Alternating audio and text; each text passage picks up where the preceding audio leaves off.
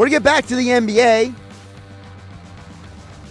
Friend of mine, friend of the show, NBA insider Brandon Scoopy Robinson joining us on a holiday weekend. And as I mentioned earlier, people are busy this time of year. So my friend Scoopy, I appreciate you jumping on. Happy Easter weekend. Happy Resurrection Sunday. How you doing today, my friend?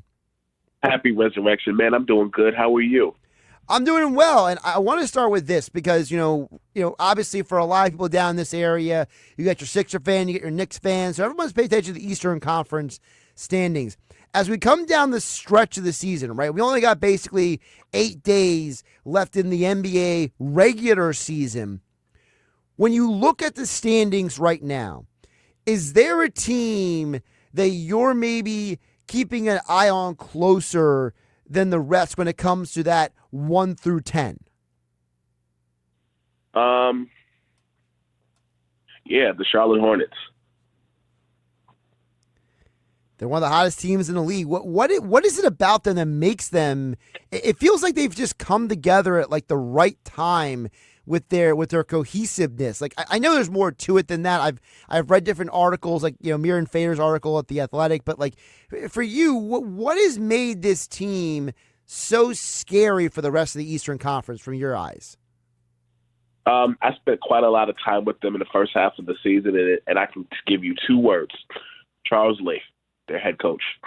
I spent some time with Charles, I think in January, and something he said to me has stood out quite a bit. And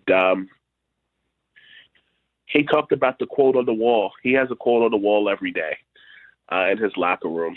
And it serves as the heartbeat of the locker room, a constant reminder that their mindset is the only thing that they can truly control. And he said to me when we spoke, he said, I more so would ask you to maybe ask the players, because we have a TV in our back. We throw a quote of the day up.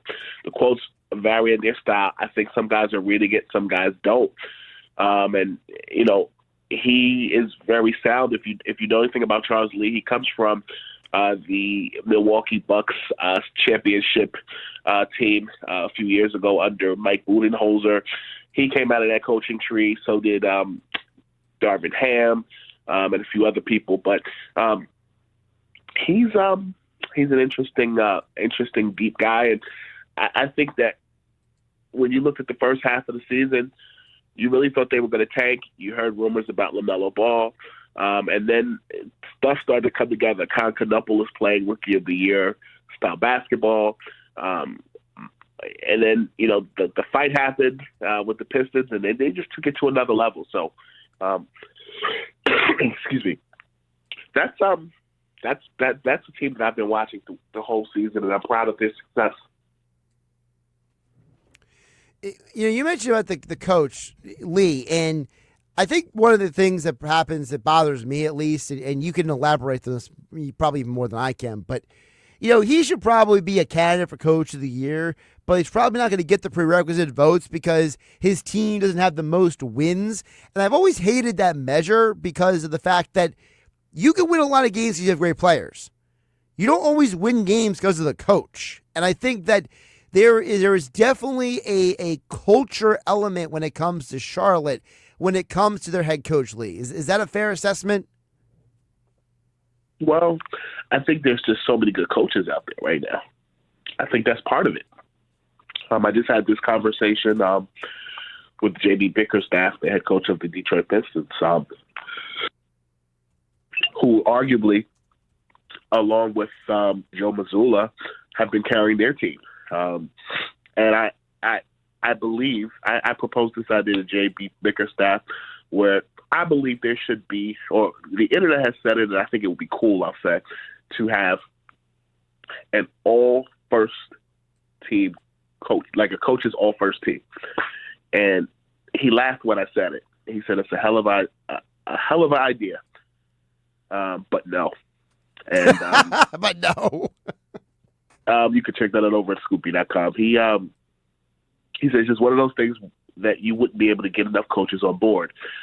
Like, those awards are well earned and well deserved, but they're more for the players than they are for us. We go out and we do a job, and our job is to support those guys to the best of our abilities and put them in a position to be successful. I think there's so many good coaches across the league. And I just named Missoula and I named Bickerstaff, but then you look at Cleveland, you look at their coach, you look at what the Knicks are doing. There's just a lot of good coaches out there right now. So, that's my thought process on it. The combination of what I've researched, but I don't think Lee would get it this year. I think next year he has a good chance. NBA insider Brandon Scoopy Robinson joining us here on Hanging with Hennig on 97.3 ESPN. Now, personally, the person I would give it to is Joe Mazzulla because of the fact that team has done what they did without Jason Tatum. You talk about a team people thought was going to not do anything this year. People didn't think the Celtics were going to do anything. And now you got Jaylen Brown, who should be an MVP candidate. Mazzulla, to me, is a Coach of the Year candidate. And now Jason Tatum is starting to come into his own. How dangerous are the Boston Celtics? Very dangerous. I've spent a significant amount of time with the Celtics this year, and you brought up Jaylen Brown. I'll go to that first. I think there should be more conversation about his impact for the Celtics. He told me point blank they didn't think we would win 30 games this season, and he feels like he has to show out a little bit more because of people's expectations. I spoke to Joe Mazzulla. A funny story I've shared on your show. I had asked Joe Mazzulla a couple months ago, what Bible verse does he lean on? He's a devout Christian. What Bible verse does he lean on in times like now where, you hear a lot of different things? And he says, I go to Ecclesiastes 18:1.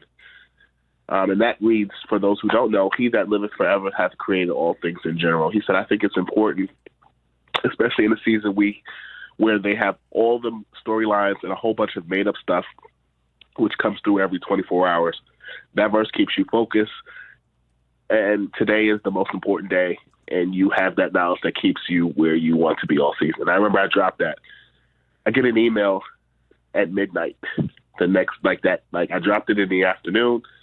This was Martin Luther King Day. This was January, so like midnight the next day, that Tuesday. I get an email from Joe Mazzulla. And Joe Mazzulla says, Brandon, I want to thank you for writing that article about my faith. That's the most important thing in my life. Thank you for making that known. Not to brag, but I do think that Joe Mazzulla does, as quirky as he is, I think he's serious about his faith, and I also think he's serious about the game of basketball. And, they were clicking on all cylinders before Tatum got there, and now with Tatum there, it's otherworldly. In a world where we talk about the Knicks, we talk about the Cavs, the Celtics are a constant conversation because they really got Jason Tatum back in less than a year from injury. That's remarkable. That's outstanding. And I think we should be talking more about that.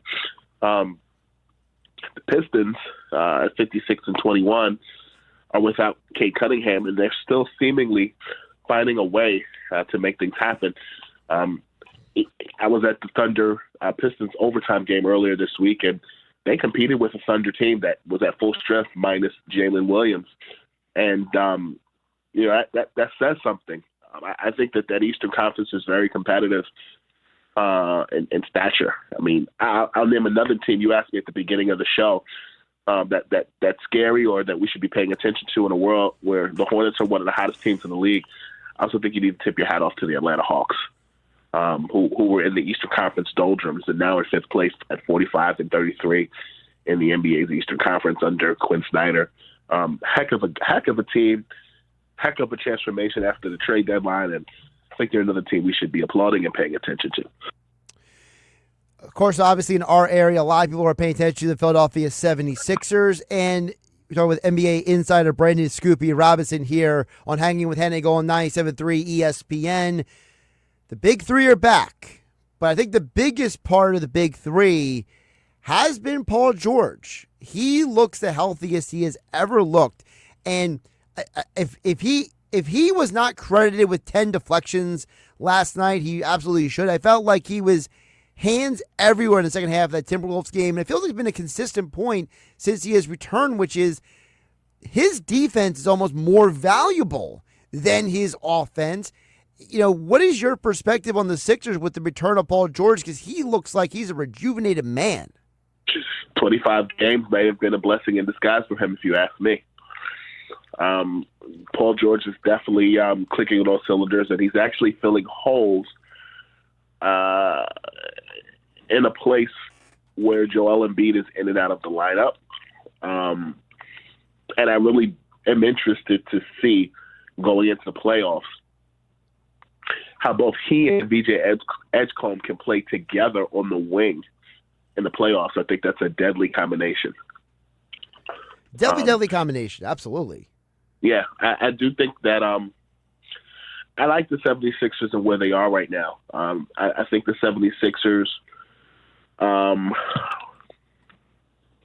at points during the season look like a championship team. And sometimes they look like they were in East Coast hell as far as being a pot of color. And then other times they look like they could hang with the top of the pack, which consistently goes up and down, whether that be the Orlando Magic, the Toronto Raptors, the Bucks, and more. But I think realistically, when I look at the standings in the Eastern Conference, the Sixers are where they should be. I think the only team that's pretty surprising to me this season and where they are is really the Bucks, and we're talking specifically strictly the Eastern Conference. And but I think the Sixers, for as much as they've been hurt, as much as they've dealt with suspension, as much as they've dealt with Embiid being out, Maxey being out, and us having questions about the front office, Philly has been consistently active in a myriad of ways. And so I use this phrase on your show. I've used it in other places. Going into the playoffs, Philly could be that fifth cup of wine at the holiday party that make you have to take an Uber home because they sneak up on you. That is true. The other part of it, because you mentioned VJ Edgecombe, I was listening to an interview with Kelly Oubre last night, and he was talking about how that, Edgecombe doesn't get enough credit for the rookie year that he is having. And, I feel like a lot of people who watch the Sixers consistently know about Edgecombe. Maybe the rest of the league doesn't, because, this young man has come in and I think exceeded almost everyone's expectations in terms of his offensive game, in terms of his consistency on both ends of the court. I think that VJ Edgecombe, you just talked about how the 25 games was a blessing in disguise for Paul George. Well, you wouldn't have gotten Edgecombe if last year didn't fall apart and he didn't land that third overall pick. So you could argue that Edgecombe, big picture, might be the blessing in disguise for the 76ers season. VJ Edgecombe for the Sixers is what Sixers thought Ace Bailey would be for Philly. And he wasn't. However, Ace Bailey was who Ace Bailey needed to be in Utah. And I think VJ Edgecombe was a better fit because VJ Edgecombe coming out of college was kind of an unknown, and he was understated to some.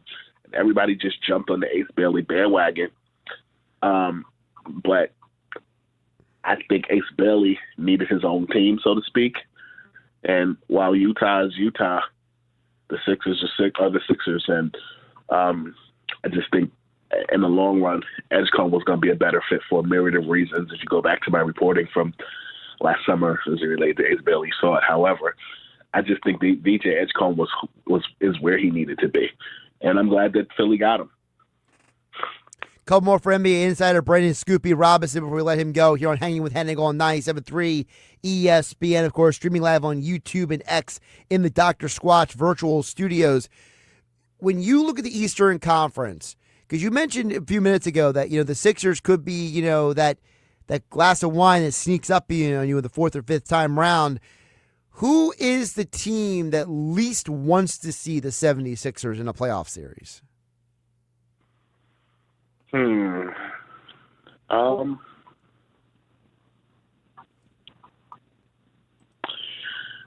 I would say the Knicks. It's interesting you say that because a lot of Sixer fans, they want the Knicks. There's a lot of Sixer fans in this area who are rooting. They want the Knicks in the first round. Yeah, I think the Knicks, the Philly-New York rivalry will forever be a thing.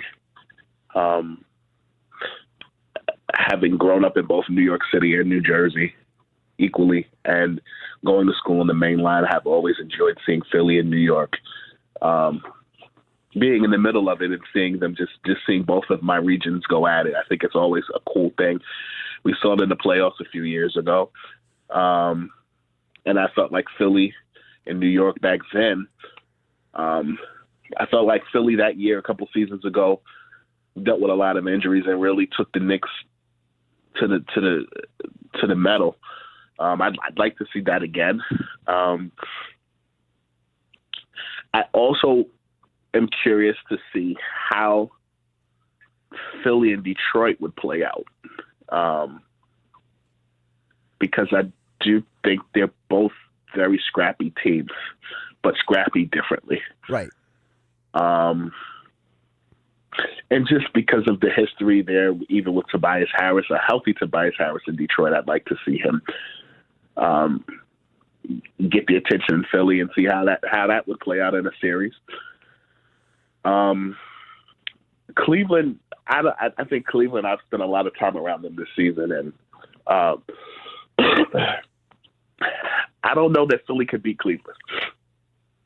But I do think that seeing Harden go against his old team and being in the Eastern Conference would be just interesting to watch. But I think the team that I really think would be interesting and must see TV would be Philly and the Knicks for sure.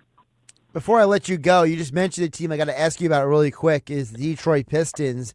With Cade Cunningham, still not back from his issues with his lung and the complicated recovery that goes into that. For you, is there any concern that the Pistons, a team that has played so well this year, that they may not hit their potential if Cade Cunningham is not on the court for them in the first round? They could potentially get upset.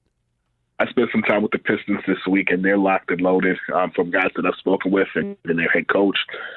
They like their chances, and they're expecting Cade to come back for the playoffs and pick up where he left off at. And I really do think that I saw the Pistons with no Cade and some other pieces on that team, take a Thunder team to overtime on a random Monday night earlier this week. I really do think that Detroit is scrappy. I think Detroit is competitive, and whether they have Cade or not, I think they're going to go full throttle. So I don't take anything away from them because I really think they've been consistent all year. So yeah, those are my thoughts on the Pistons. I think the Pistons can still be competitive with or without Cade. He's NBA insider Brandon Scoop B. Robinson. Check him out on X and Instagram at Scoop B. Check out Scoop B Radio on YouTube or wherever you get your favorite podcasts, as well as his latest coverage of Sixers big man Andre Drummond. He had a conversation with him recently as well. My friend, appreciate you jumping on. Enjoy the rest of the weekend. Safe travels. Thank you, brother. Thank you for the opportunity to be myself as always.